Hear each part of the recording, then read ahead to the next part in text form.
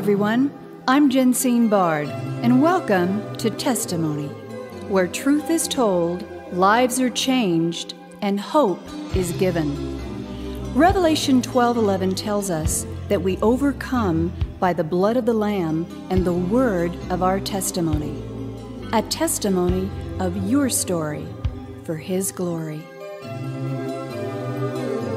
When the ravages of Hurricane Katrina hit hard and hit home, in the summer of 2005, proving to be the worst national disaster of its kind in U.S. history, my next guest went to work, helping, serving, feeding, doing anything he could to help rescue what many governmental leaders had failed to do, and tragically so. Unprepared for the unprecedented floods, winds, rain, and destruction that would follow, one could only hope and pray they did. But now what? What about the loss of lives, homes, souls, and the spirits crushed because of it? And now, going forward, those that survived it. Enter in Mercy Chefs, a national faith-based nonprofit disaster relief and humanitarian aid organization founded by 35-year restaurant and hotel veteran Ann LeBlanc, its founder and CEO, who simply said yes when he heard God say, quote, "Just go feed people," end quote. And feed people he has these past 16 plus years, along with beautiful bride, business partner, co-founder, and president, Ann LeBlanc, who together have marshaled their combined talents of chef-worthy food, fundraising, leadership, marketing, event planning, and all that would be needed to resource an organization that is changing lives, one meal, one disaster, and in the end, one soul at a time. Ladies and gentlemen, would you welcome to Testimony, a wonderful honor indeed, Mercy Chef founders, Gary and Ann LeBlanc. Gary and Ann, welcome to Testimony. Well, we're so excited to be with you today.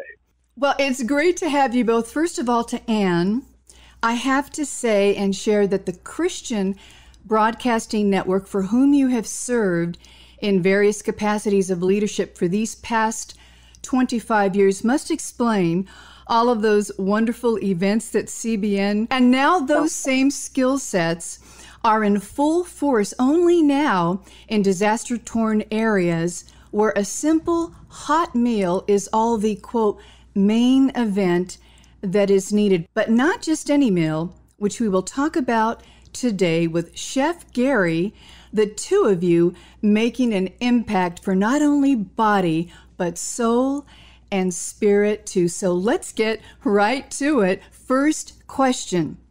How did you two meet, marry, and finally end up ministering together as Mercy Chefs, the faith it took to get there, and successfully so, I might add, having served over 20 million meals in over 30 states, 12 countries, and counting, and now global in reach. Gary and Ann LeBlanc, please tell us your story. Well, it's a wonderful story. It's one that certainly could only be God ordained. Ann and I met while we were working in the hospitality industry, and then I moved to Colorado, and I sort of pursued her, and we dated for 3 years, long distance, and finally decided it made more sense to get married than have those big phone bills. And so the Lord has blessed us richly as we have watched our children and now grandchildren grow. And it's great to be married. It's great to work together. But now it's just incredible to be doing ministry together. It has really been such an adventure. The funny part of our story is I might have a little history where I made some prenuptial agreement with Gary, and I have to tell you at this point he's broken them all. But he couldn't be. I didn't want him to be a pastor because I know the hardship pastors' wives face, and I didn't want him to be a television personality, and I didn't want him to be a musician. And so he has started playing guitar now, and he's kind of thread the needle with this. He does a lot of television, but he's not a television minister. And he's he's pretty close to a pastor with the care and feeding of so many people in the world. But we've been married 27 years, and I think we're in the best part of it now, serving together. Oh, that is absolutely fantastic. Thank you for sharing that. Ladies and gentlemen, you're listening to Gary and Ann LeBlanc of Mercy Chefs. Gary, you've stated you discovered your passion while volunteering in the aftermath of Katrina, but you were also, quote, surprised and outraged, end quote, by the lack of quality food and sanitary safeguards in place. Can you talk about that and what happened next? Well, Katrina surprised the whole country, and it put such demands on everybody. As I volunteered in New Orleans after Katrina, I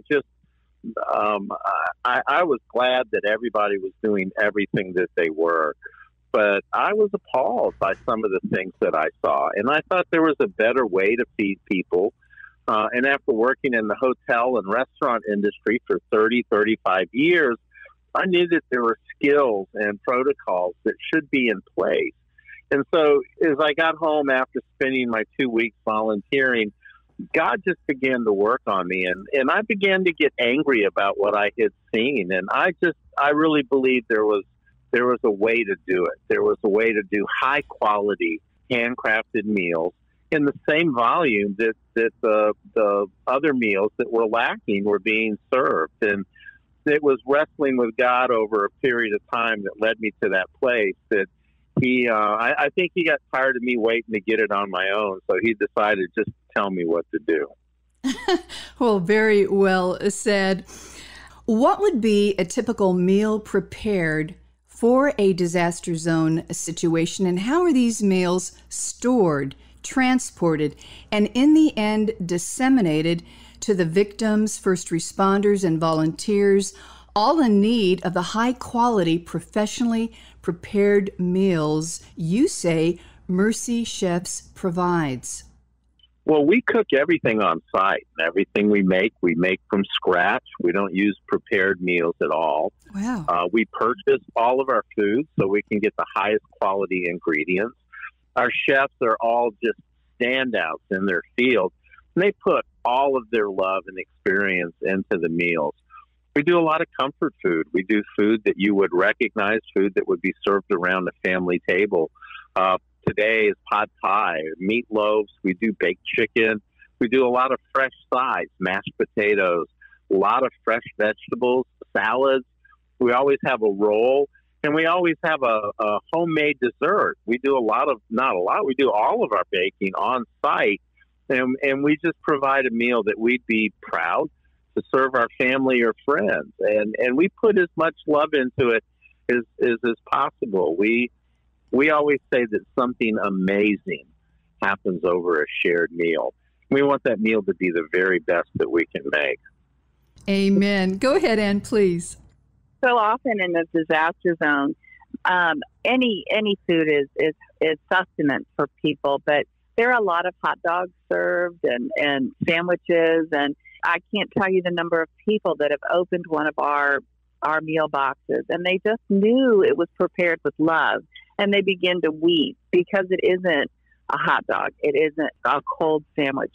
It's something that warms them and warms their soul. And that is our goal. Amen and amen. I want to go back to your comments, Ann, about the prenuptial agreement for just a minute here. That was very entertaining. For those that are listening, you are the daughter of Dr. Pat Robertson, founder of Christian Broadcasting Network, who has been in ministry for over 60 years, broadcast ministry. But you made the decision, it sounds like, Ann, to take a departure from all that is involved with that. And God seems to have singularly set you aside to now work with your husband full-time in this ministry. Talk about the impact of that on you personally. Well, the Lord has a plan for each and every one of us, and He lays those plans out. And sometimes we may not understand what happens and the situations, and sometimes it's painful. And there were some things and some painful opportunities for me, and I didn't understand. But God had a bigger plan. And I know that's hard to believe because I was part of CBN and all of the international outreach and impact that the ministry has had. But coming alongside Gary has been the most rewarding thing I've ever done. And I always longed, I was kind of always an office girl at CBN. I didn't ever have the opportunity for direct ministry. And now I do. Every time we're out, I am the one that goes out. Now my job a lot involves finding the story, telling the story, interacting with those victims of these storms and disasters that happen. And I have such fulfillment because I'm able to just show them Jesus and love them and pray with them in their darkest hour. And that opportunity wasn't available for me at CBN. And so I understand God's ordering of our steps, and He is always faithful. Amen and amen. And that's a testimony all on its own. Ladies and gentlemen, you're listening to Mercy Chef founders Gary and Ann LeBlanc, and to you, or both of you actually. Mercy Chef's, quote, I would say, mission of mercy also extends to providing meals for elderly shut-ins, single moms, the newly unemployed, to immigrant families and beyond. Question: how do you vet/determine which causes you undertake in your efforts to provide needed food and resources? And secondly, do you work in concert with other boots-on-the-ground agencies providing other services such as medical, evacuation, etc.? Can you explain? Well, we always look for the greatest need, and we always look for where other organizations aren't. So we find the greatest need that's not serviced, and that's where we put our focus on. We truly want to meet the least of these when we're out in the field. And there's so much hunger in this country. There's no shortage of places for us to go and for people for us to reach. To your second question, Mercy Chefs interacts with all sorts of other faith-based and secular organizations so we can get to that greatest place of need. We work with and have worked with everyone in the country, from the largest to the smallest, from the national to the local level. And we find so many opportunities that way. We always try to stay focused on working with churches, because in disasters especially, we're in for 2 or 3 weeks or 2 or 3 months, but then we leave. And so to work with a local church and help them become the center of their community in the disaster is a primary directive for Mercy Chefs. They're there for the long haul. They have the relationships that we want to support. And that's where we want to spend our effort, is making the local church more powerful in their communities. Amen and amen. That's fantastic. Now, talk about your efforts during COVID, the supply chain and food shortage issues, rising costs of gas to fuel the trucks to get needed product where it needs to go, the economic upheaval in this country today. How has Mercy Chefs been able to overcome that and still serve, quote, a hot meal in a time of great need? Your thoughts? Well, it started in COVID. We, when the lockdown took place, we have a community kitchen at our headquarters, and locally, the food bank reached out to us about preparing freezer meals. So we went from a hot meal to a cold meal to serve elderly shut-ins.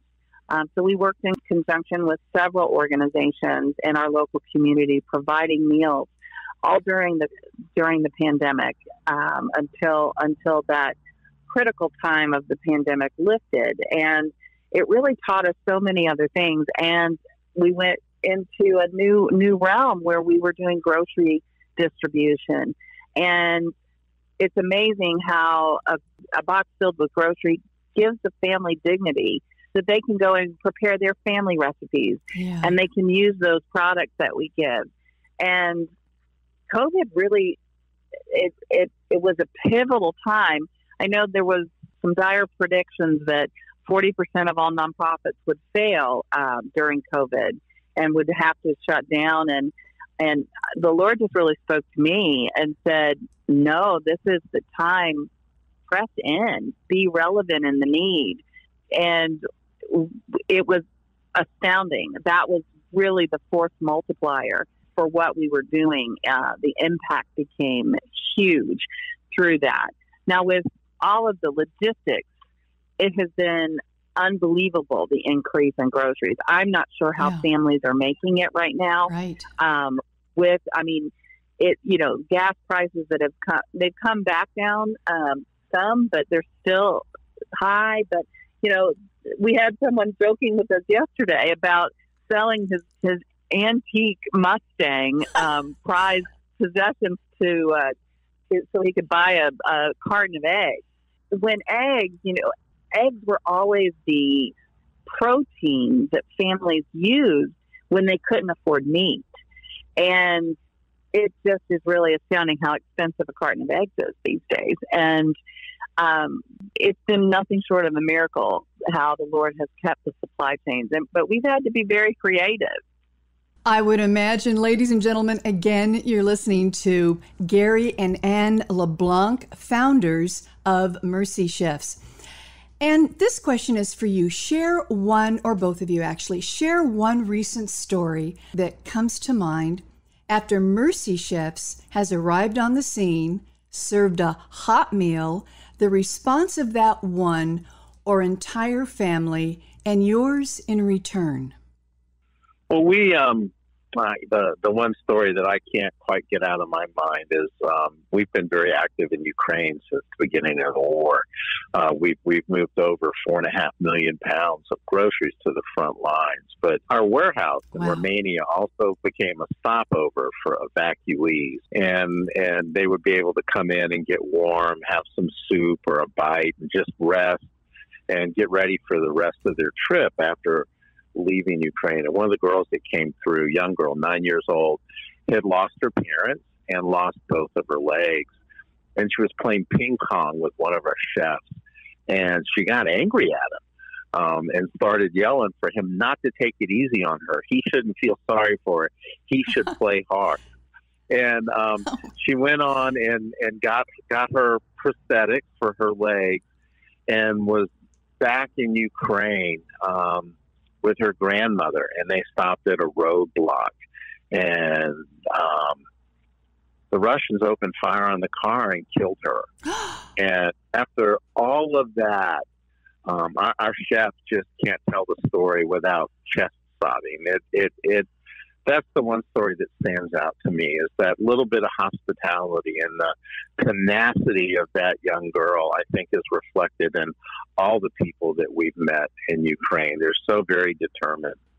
I'm often the one that, in disaster zones, I'll use Fort Myers as an example. After the hurricane devastated that area, there were people, they lost not only their houses were flooded, but their cars were flooded as well.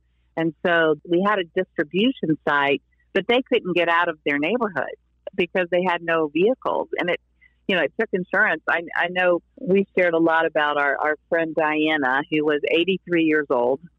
And as the floodwaters came into her first floor condo, she tried to venture out the door, almost got swept away from the wind and the waters, the floodwaters. And so she got back into her house, and she spent the remainder of the storm, which lasted many, many, many hours, sitting on top of her kitchen counter.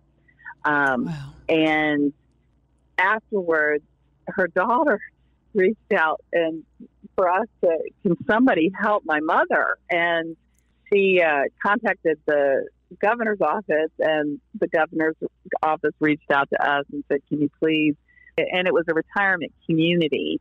Can you find Diana and help this retirement community that has been devastated from the flood? And we mobilized all of our meals and took them over to them. And it was just so heartwarming to be able to provide that meal. And Diana just started. I've adopted Diana. She, Yeah. she's doing really well. You know, it took almost 6 weeks for her to get a new vehicle. She was pretty stranded in her neighborhood for 6 weeks. The insurance wasn't going to pay. All of her flooring needed to be ripped out and her drywall and all of those things. But she had such a tenacity of spirit. And I love being able to see people say, you know, there's just such love in the food you serve. Thank you for caring for us and not forgetting about us. And that is probably the biggest thing that happens in disaster is people feel, does anybody know this has happened to us? Is anybody coming to help? And being able to provide that love in a little styrofoam box with a beautiful chef prepared meal. I've had people weep over salad. First responders, you know, they're often eating MREs for days during a disaster, and they can't even imagine a hot meal, and they might get something hot, but for them to get a green salad, I've had weeping over the green salad. It's a remarkable thing. Well, that has to be a first, a salad, no less. What wonderful, wonderful stories. Ladies and gentlemen, again, you're listening to Gary and Ann LeBlanc, founders of Mercy Chefs. Gary and Ann, you both obviously work with a tremendous team of various skill sets to make Mercy Chefs what it is today. Talk about that and how our listeners can get involved and next steps to doing just that. Well, we do have an incredible staff. It's grown so much over the last 3 or 4 years. Of course, we have great chefs, but we have every other skill set involved with us. We always need drivers. We always need mechanics. We always need logistics specialists, planning people, and then office. We have warehousing needs. We do food distributions. And so folks that want to get involved with us just need to go to the website. There's an information link on there. There's a volunteer link on there. You can go to Mercy Chefs and see active calls for volunteers in real time and actually sign up for a specific shift that you want to work. It plugs you right into the day-to-day operations of Mercy Chefs. And we now have over 6,000 volunteer names on the books, and we use all of those folks all of the time. We have volunteers in all 50 states and foreign countries, and it's the volunteers. It's the people in the local communities, the people that travel to work with us that make the difference for us. I'm always astounded at, you know, we feel that it really is a call. What we do is not easy. Going in, our team will often, you know, when we went to Fort Myers, we were sleeping on a church floor. There was, you know, a boil-only mandate on water. There wasn't running water at all the first few days in the church. It was hot. I mean, it was Florida in early September, and we have these little mobile tents, shower tents, and you put a garden hose once the water was working, and they're showering, you know, in these little outdoor tents with cold water, and sleeping on air mattresses on floors, and it is a calling. Long hours, and so that I'm astounded at how God has called the team we have that are tremendous professionals wanting to come alongside. But it is our volunteers, and we have such an impact in the community when the volunteers who want to help their neighbors come together and make a difference. And we love to share Jesus with each one of them. So it's amazing the number of volunteers that actually come, and then they end up going away with much more than maybe a meal in a box. But they see Jesus in us, and they want to know more. Amen and amen. You've already answered that question, and beautifully so. And how are the doors opened for you to share the gospel? Well, that is so obvious. I'm reminded of the scriptures which admonish us to not only pray when someone comes knocking with a need, but to fulfill that need first and then pray. That said, isn't that what Mercy Chefs is all about, feeding not only body and soul, but spirit too? Your thoughts, Gary and Ann, as we close our time today. I think when you provide a physical need for someone, it just opens the door to talk about the spiritual need. We share the gospel. I talk to our team all the time about, it's our job to set the Lord's table of hospitality. And then what the Lord does with that is his business. And the challenge for them also is that one night the Lord's going to come sit down there. Was that the best meal we could make that day? And it keeps us focused on that, but it keeps us focused on the message. It's about serving people. I think that is the way. We had a pastor friend one time say to us in Haiti, actually, he said, poor people don't need to hear the gospel. They need to see the gospel. They need to have a place where the gospel intersects their lives. And that's what Mercy Chefs does, is we intersect the point of need with a physical need. We are the hands and feet of Jesus. Amen and amen.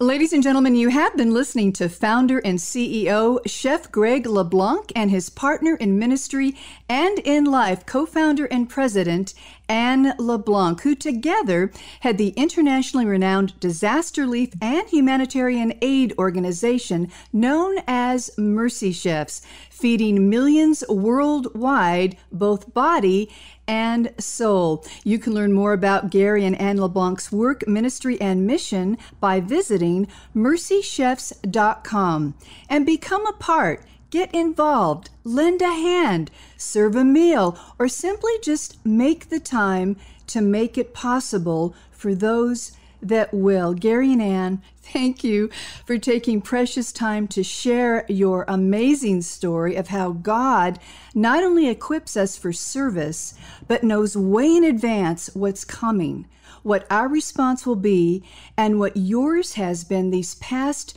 16 plus years in feeding not only body and soul, but spirit too. Your obedience to God's call, quote, just go feed people, has become a lifeline of hope for millions worldwide, life-changing, life-saving, and yes, a great hot meal too. We thank you, and God richly bless you both. We've had so much fun being on with you today. Thank you. Thank you, Jensine. It's delightful. Testimony is a global broadcast made possible by the generous contributions of our valued partners at Jensine Bard Ministries and you, our listening audience.